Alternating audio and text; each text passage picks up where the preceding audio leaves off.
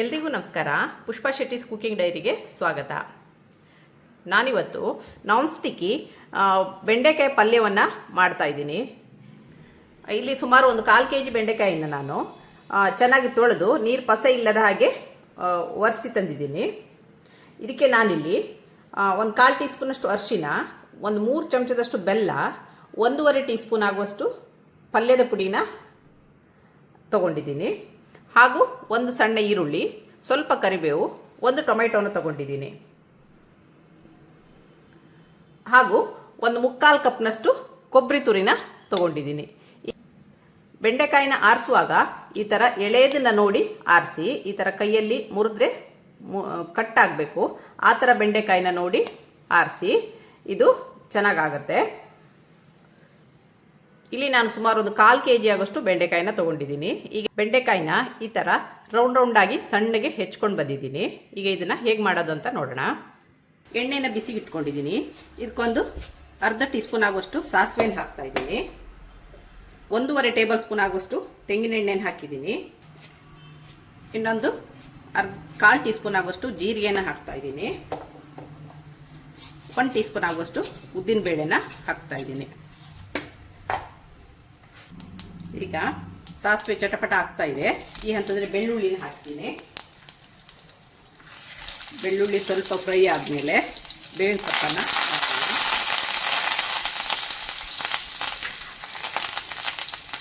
ಬೇವಿನ ಸೊಪ್ಪು ಫ್ರೈ ಆದ ಕೂಡಲೇ ಈರುಳ್ಳಿನ ಹಾಕೋಣ.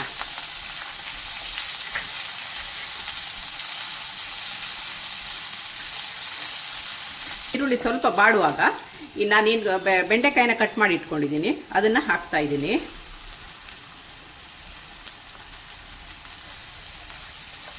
ಈಗ ಸ್ವಲ್ಪ ಕ್ಲೀನಾಗಿ ಮಗ್ಚ್ಕೊಳ್ಳೋಣ ಇದನ್ನು.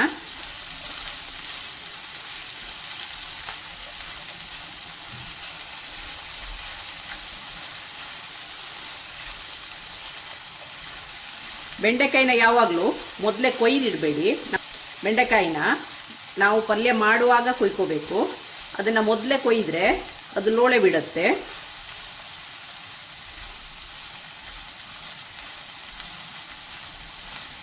ಈಗ ಇದು ಸ್ವಲ್ಪ ಬಾಡಕ್ಕು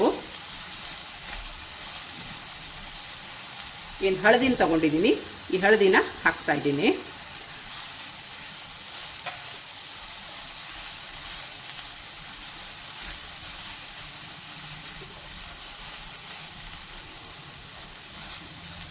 ಇದು ಸ್ವಲ್ಪ ಬಾಡಲಿ. ಇದು ಬಾಡಿ ಆಗಕ್ಕೂ ನಾನು ಒಂದು ಟೊಮೆಟೊನ ಈ ಹಂತದಲ್ಲಿ ಹಾಕ್ತಾ ಇದ್ದೀನಿ.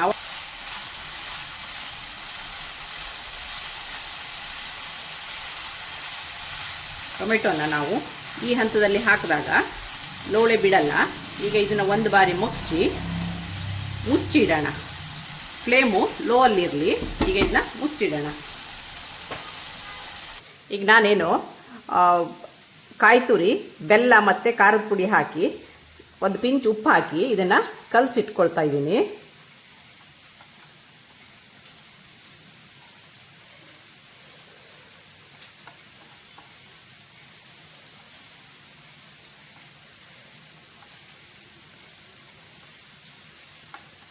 ಈಗ ನಾನು ರುಚಿಗೆ ತಕ್ಕಷ್ಟು ಉಪ್ಪನ್ನು ಹಾಕ್ತಾ ಇದ್ದೀನಿ.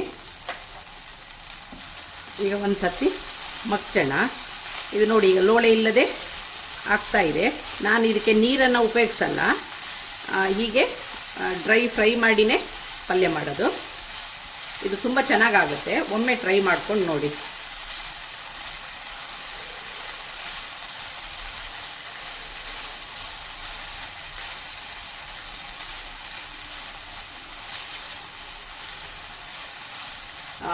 ಬೆಂಡೆಕಾಯಲ್ಲಿ ತುಂಬ ವಾಟರ್ ಕಂಟೆಂಟ್ ಇದೆ.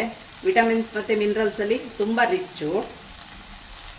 ಇದರಲ್ಲಿ vitamin C, vitamin K, A, B9, vitamin B6, magnesium, potassium, calcium ಎಲ್ಲವೂ ಹೇರಳವಾಗಿದೆ. ಈಗ ಇದು ಬೇಯ್ತಾ ಬಂದಿದೆ. ಇನ್ನೊಂದು ಸ್ವಲ್ಪ ಹೊತ್ತು ಹೀಗೆ ಲೋ ಫ್ಲೇಮಲ್ಲಿ ಮುಚ್ಚಿಡೋಣ. ಉಪ್ಪನ್ನೊಮ್ಮೆ ನೋಡ್ಕೋಬೇಕು. ನಾನೀಗ ಇಲ್ಲಿ ಸ್ವಲ್ಪ ಉಪ್ಪನ್ನು ಸೇರಿಸ್ತಾ ಇದ್ದೀನಿ.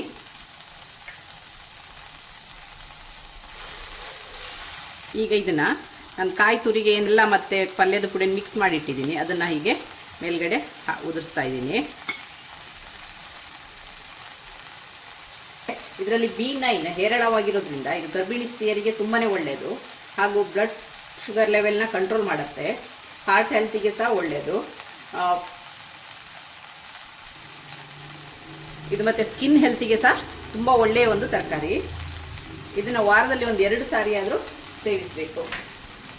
ಇದು ಒಳ್ಳೆ ವಾಟರ್ ಕಂಟೆಂಟ್ ಇದೆ ಇದರಲ್ಲಿ. ಈಗ ಇದು ಮಿಕ್ಸ್ ಮಾಡೋಣ.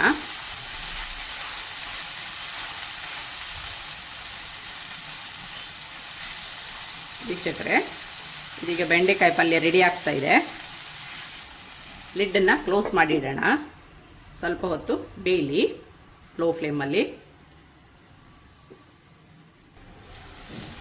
ಇದು